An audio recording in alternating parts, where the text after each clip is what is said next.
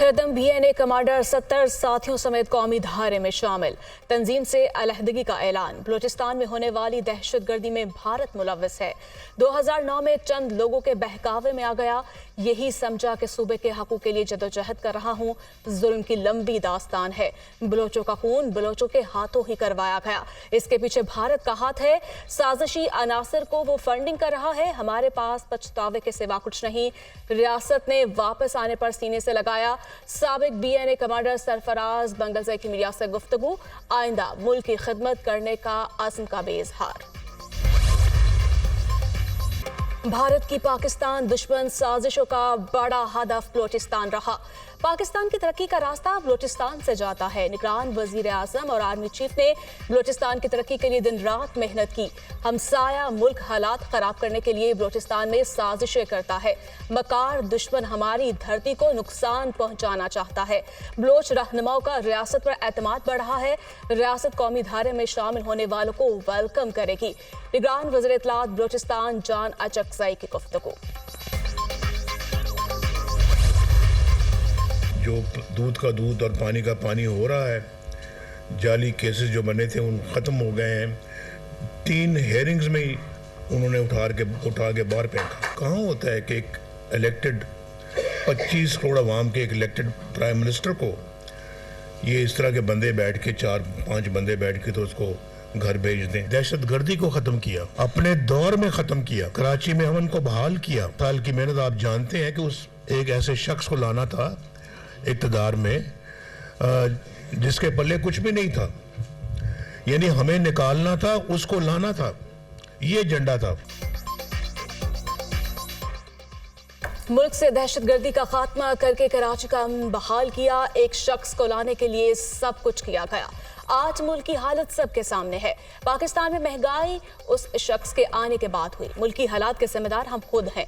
खुद अपने पांव पर कुल्हाड़ियां मारी। दुनिया में ऐसा कहां होता है कि मुंतखब वजीर आजम को निकाल दिया जाए। मैंने और मरियम ने 150 के करीब पेशियां भुगती। आज जाली मुकदमात खत्म हो रहे हैं। 3 समातों में केस बाहर फेंक दिया गया। मुल्क पर जो गुजरे इसका हर पाकिस्तानी को दुख है। कायद नून लीग नवाज शरीफ का पार्लिमानी बोर्ड इजलास से खिताब।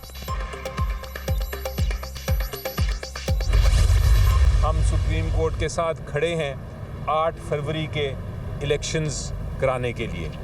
हमने उसको बायकॉट भी नहीं करना। हमने उसमें जो भी मुश्किलात हमारे सामने हैं उसके बावजूद हमने वो इलेक्शन ज़रूर लड़ना है। इमरान खान साहब जो हैं वो भी इत्तला देना चाहते हैं कि कम से कम 3 कॉन्स्टिट्यूंसी पे पाकिस्तान की वो भी कंटेस्ट करेंगे इलेक्शन। बानी PTI लाहौर मियां वाली और इस्लामाबाद से इलेक्शन लड़ेंगे। उनकी सजा खत्म करने का फैसला भी जल्द आ जाएगा। मुल्क की सबसे बड़ी सियासी जमात को इंतखाबी निशान मिलना उसका हक है। इलेक्शन हर सूरत 8 फरवरी को ही होने चाहिए।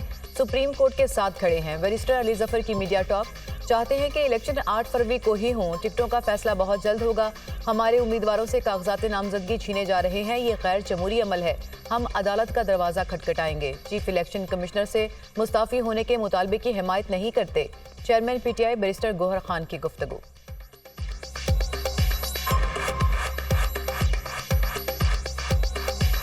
कोई भी इलेक्शन आप टाइम पे नहीं कराएंगे, ये आइन की के खिलाफ वर्जी है। मैं नहीं समझता इस स्टेज पे ये मुतालबा करना कि वो रिज़ाइन करे, ये कोई मोटिवेटेड लग रहा है। अगर आप लोगों से रास्तों में नामिनेशन फॉर्म छीनना चाहते हैं तो फिर ये एक शेम किस्म का इलेक्शन होगा, ये पार्टिसिपेशन वाला इलेक्शन नहीं होगा। PTI रहनुमा लतीफ़ खोसा का लाहौर से इलेक्शन लड़ने का ऐलान। जल्द कागजात नामजदगी जमा कराऊंगा।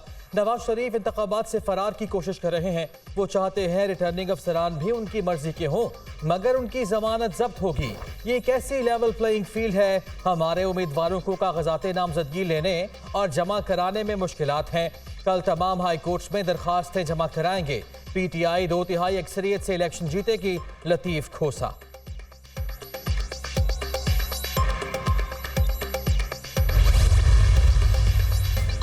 मसला कश्मीर को कश्मीरी अवाम की उमंगों और अक़वाम मुत्तहिदा की करारदादों के मुताबिक हल किया जाए।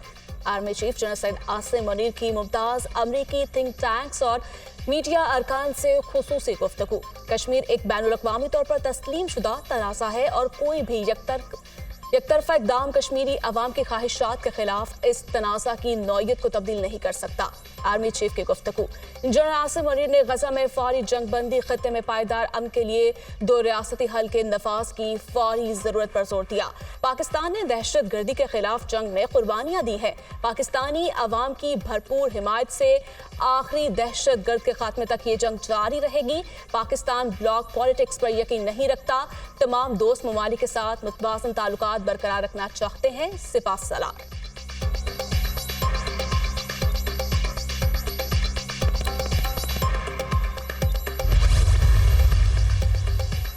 रियासती इदारों पर हमला हर मुल्क में जुर्म है। कानून हाथ में लेने वालों को नताइज का सामना करना पड़ेगा। जमहूरियत मुख्तलिफ मदारिज तय करते हुए आगे बढ़ रही है। कोई भी लीडर मकबूल हो, मुझे कोई मसला नहीं। मकबूलियत अगर बेहतर डिलीवरी में मुंतकिल नहीं होती तो वो तबाही लाती है।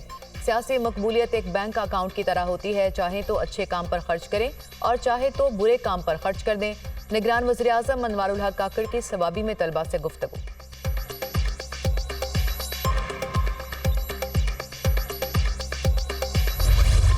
मुल्क भर में इंतखाबी गहमा गहमी आम इंतखाबात के शेड्यूल पर अमल दरामद। कागजात नामजदगी की वसूली का अमल जारी। सिलसिला 22 दिसंबर तक जारी रहेगा। उम्मीदवारों की इब्तदाई फहरिस्त 23 दिसंबर को जारी होगी।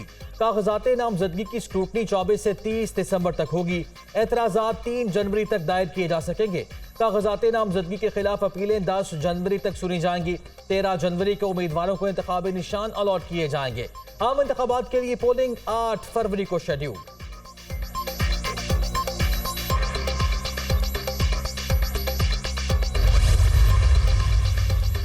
अहम सियासी रहनुमाओं की जानिब से कागजात नामजदगी हासिल करने और जमा करवाने का अमल जारी। MQM के रहनुमा मुस्तफ़ा कमाल ने NA 242 से कागजात नामजदगी जमा करवा दिए। शेख राशिद शफीक ने अपने और शेख रशीद के रावलपिंडी से इलेक्शन लड़ने के लिए कागजात नामजदगी जमा करवा दिए। चेयरमैन पीपल्स पार्टी बिलावल भुट्टो की जानिब से NA 196 से कागजात नामजदगी लिए गए। जहांगीर तरीन और साबिक वफाकी वज़ीर दाखिला चौधरी निसार ने भी कागजात नामजदगी हासिल कर लिए। JUI के राशिद महमूद सुमरू ने NA 194 से कागजात हासिल कर लिए।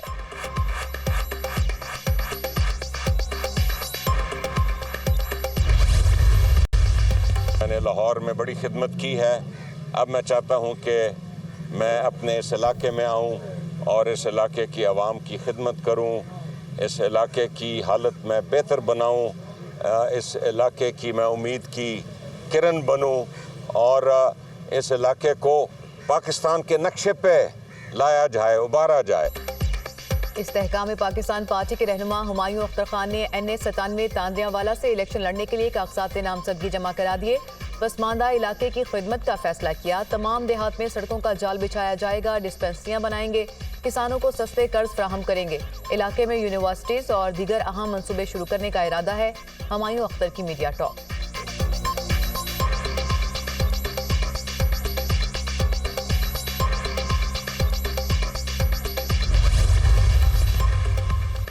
MQM का कागजात नामजदगी जमा कराने की तारीख में इजाफे का मुतालबा। कन्वीनर डॉक्टर खालिद मकबूल सिद्दीकी का चीफ इलेक्शन कमिश्नर को खत।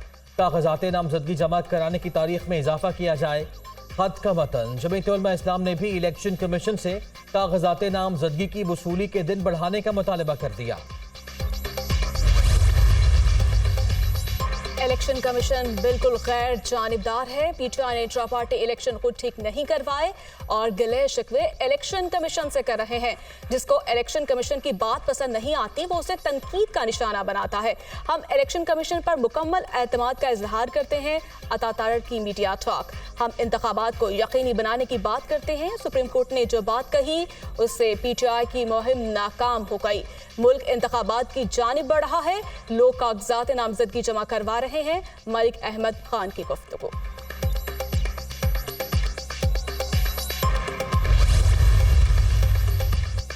इंतखाबात में किसी सूरत ताखीर कबूल नहीं करेंगे। हल्का बंदियों के तनाज़ात से ज्यादा इलेक्शन जरूरी हैं। आम इंतखाबात के बाद हल्का बंदियों से मुतालिक अपीलें दोबारा सुनेंगे। इलेक्शन शेड्यूल आने के बाद इंतखाबी अमल और जमहूरियत को डीरेल नहीं किया जा सकता। सुप्रीम कोर्ट ने हल्का बंदियों से मुतालिक केस का तहरीरी हुक्म जारी कर दिया। हुक्मनामा जस्टिस मंसूर अली शाह की जानिब से तहरीर किया गया। इंतखाबात जमहूरियत का बुनियादी जुज़ है। एक जज का किरदार गार्डियन का होता है। तहरीरी हुक्मनामे का मतन।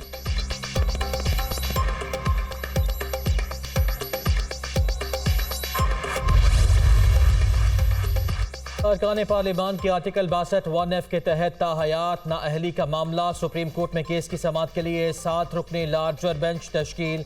अदालत 2 जनवरी को ताहयात नाअहली केस की समाअत करेगी। चीफ जस्टिस काजी फाइज ईसा लार्जर बेंच की सरबराही करेंगे।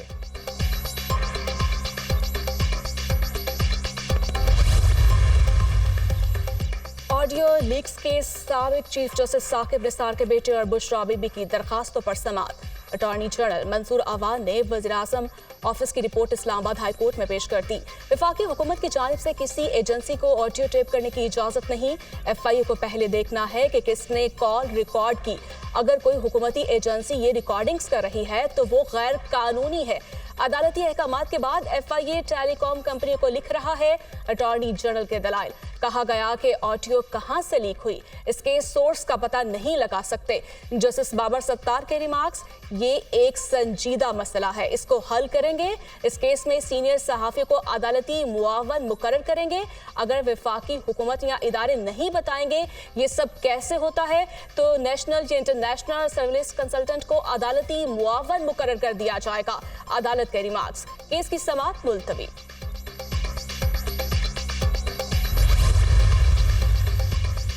आसिफ अली जरदारी, नवाज शरीफ और दीगर के खिलाफ तोशाखाना गाड़ियों से मुतालिक रेफरेंस। नवाज शरीफ के वकील काजी मिसबा और प्लीडर राना इरफान इस्लामाबाद की एहतसाब अदालत में पेश। स्पेशल प्रोसिक्यूटर नैब इरफान भोला और सुहेल आरिफ भी अदालत पेश। केस में आम शहरियों की जानिब से दायर दरख्वास्तें बहाल करने की सदा। यूसुफ रजा गिलानी की जानिब से हाजिरी से इस्तिस्ना की दरख्वास्त दायर। रहनुमा पीपल्स पार्टी इंतखाबी मुहिम चलाने के बायस पेश नहीं हो सकते। वकील का मौक़िफ़। अदालत का तफ्तीशी अफसर को आइंदा समाअत पर पेश होने का हुक्म। नोटिस जारी। समाअत 4 जनवरी तक मुलतवी।